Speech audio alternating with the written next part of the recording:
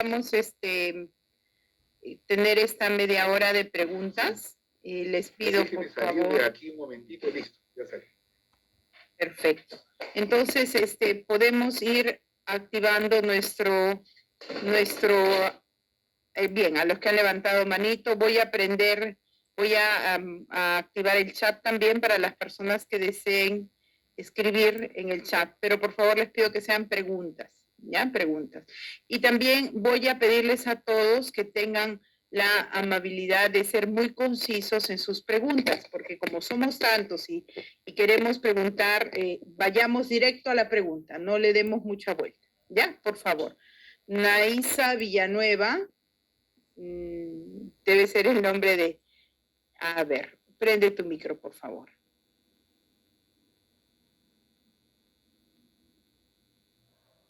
Ya. Buenas noches. Sí, mi pregunta era de que en algunas parroquias he participado incluso,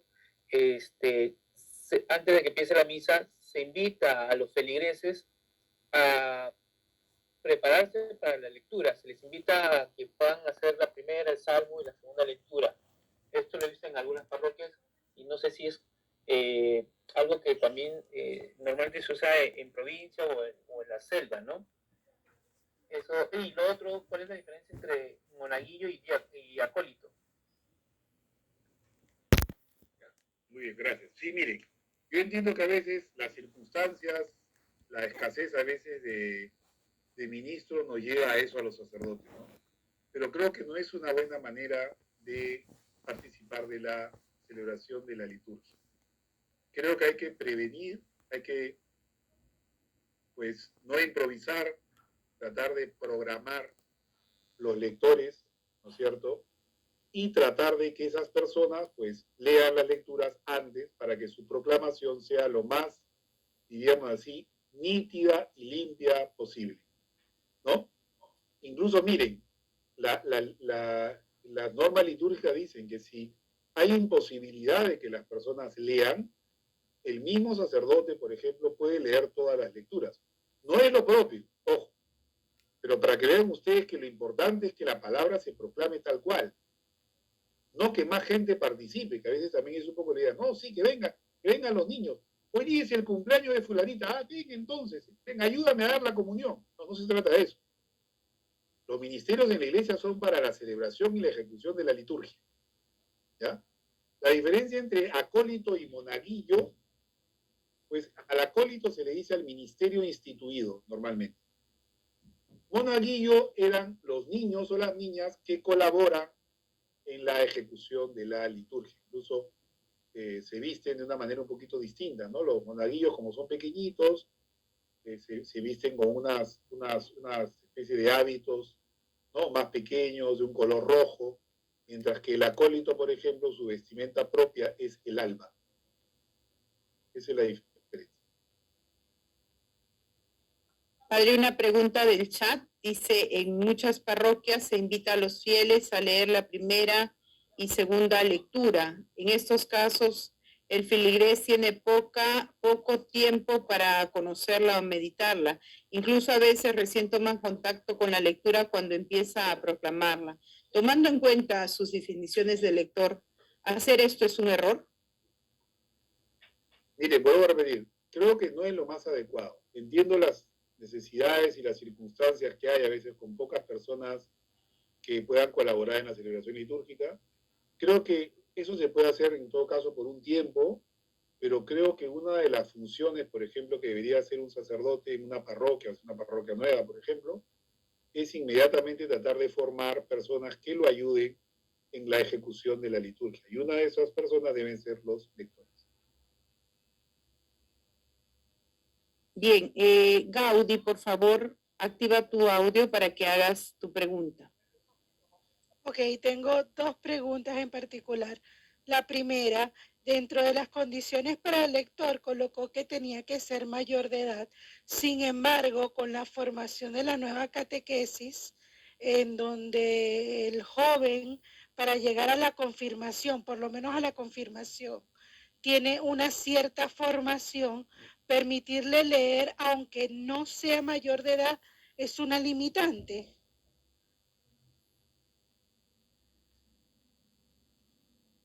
Ajá. ¿Vas a hacer tus dos preguntas?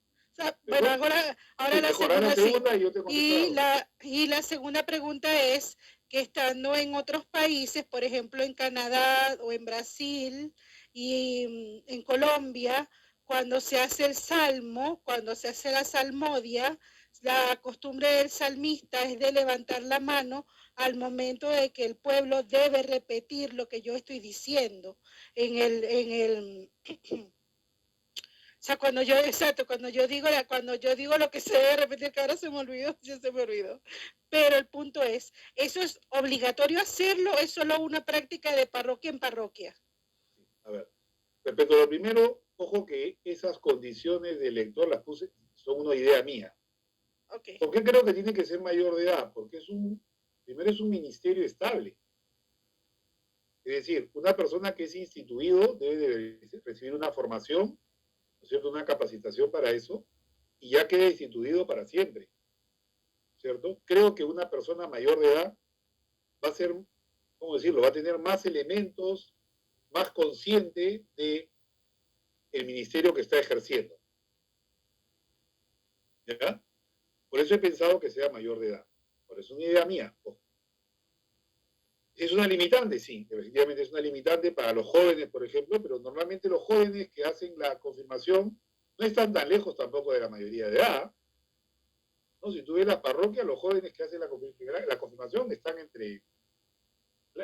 las normas que tiene la Conferencia Episcopal Peruana son alrededor de los 14 años.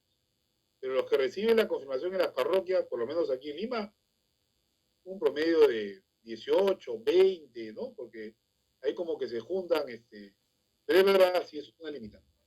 Respecto a lo segundo que tú dices, sí, es una práctica que hay sobre todo cuando se canta, normalmente, cuando se canta el salmo, que como dije hace un momento es la manera más propia de proclamar los salmos. Y es para que respondan, el salmista efectivamente hace una indicación, ¿no es cierto?, para que los fieles, la asamblea, respondan. ¿Ya? Entonces, sí, es una práctica. Lo que pasa es que dependiendo de la parroquia, hay otras parroquias que tendrán otras prácticas, ¿no? Normalmente lo que hace el salmista es, él recita la estrofa, llamémoslo así, del salmo, si que lo está leyendo, y se queda callado. Entonces la gente normalmente repite el estribillo, ¿no es cierto?, que se reza cuando entre salmo y salmo. Ustedes saben que eso es una manera, no es la única manera. Cuando se reza el salmo se pueden hacer de distintas maneras. En el Perú nos hemos acostumbrado a intercalarlo, pero hay distintas maneras de hacerlo. Pero digo, eso es una manera que es válida, sí. Bien, ¿puede por favor hacer su pregunta Mercedes Ladines, por favor?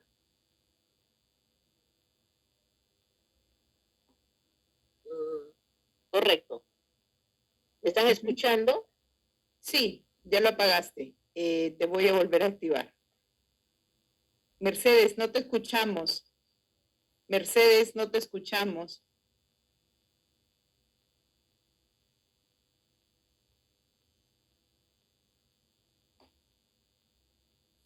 Activa tu audio, por favor.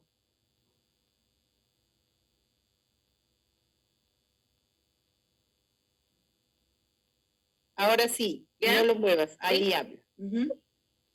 Buenas noches, hermana Claudia, padre Juan Carlos, muy buenas noches, gracias por todas las enseñanzas que nos han dado. Mi pregunta es breve, solamente, mire, usted ha hablado del rubro, ¿cierto?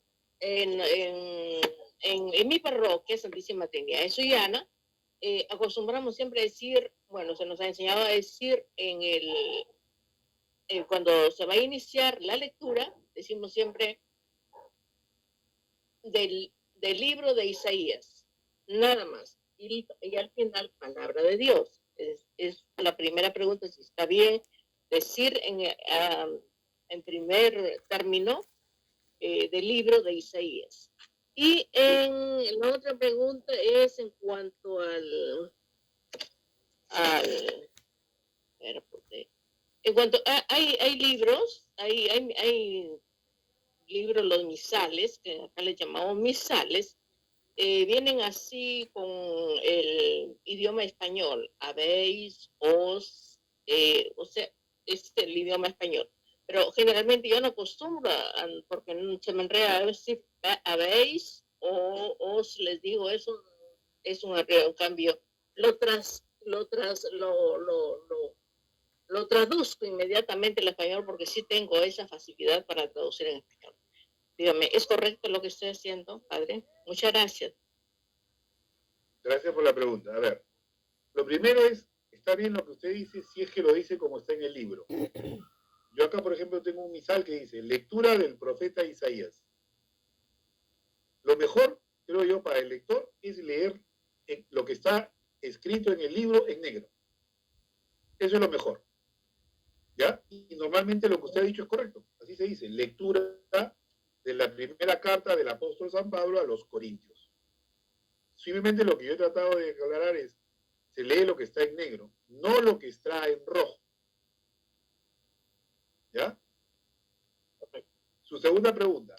Mire, los leccionarios, ¿no es cierto?, que utilizamos en el Perú, hay ahora de dos tipos, aunque esa situación va a cambiar.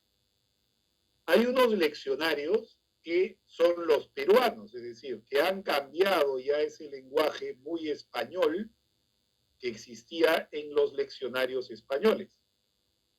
Entonces, hasta ahora se han cambiado 4 leccionarios, o sea, hemos renovado 4 leccionarios.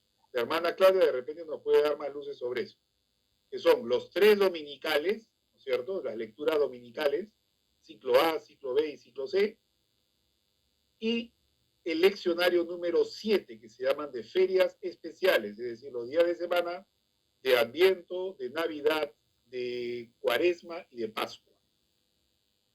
El resto de leccionarios, que son 10 en total, todavía seguimos utilizando los leccionarios españoles, porque así lo han considerado nuestros obispos. Y allí sí te vas a encontrar el vosotros, escuchéis, y todas esas expresiones españolas. Yo lo que aconsejo es que los lectores lean como está en el libro. Porque si bien tú tienes la habilidad de irlo traduciendo, llamémoslo así, no todos tenemos esa misma habilidad. Y si no lo has preparado bien, es muy fácil que te confundas. Y eso va a ir a entorpecer la comprensión de la proclamación de la palabra. Mejor hay que leer como está en el libro. Ese es mi consejo.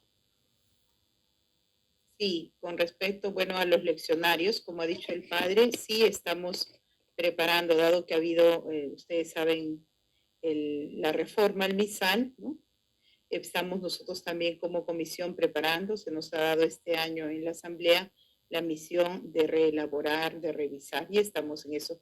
Pero ustedes entenderán que no es un trabajo sencillo. El padre lo sabe, que toma años hacer este trabajo. Entonces, sigamos los consejos del padre y tengamos paciencia, porque pronto, no pronto como mañana, no como el próximo mes, pero estamos en ese trabajo que envuelve a muchas personas, no solo a la comisión, sino a biblistas, etcétera, y también tengan en cuenta que esto sale a revisión para la comisión de la congregación del culto divino, ¿no?, que también nos mandan y nos piden ciertas modificaciones. Bien, una pregunta del chat dice Marisol, o sea, ¿no se puede escoger a una persona del público para que lea la palabra?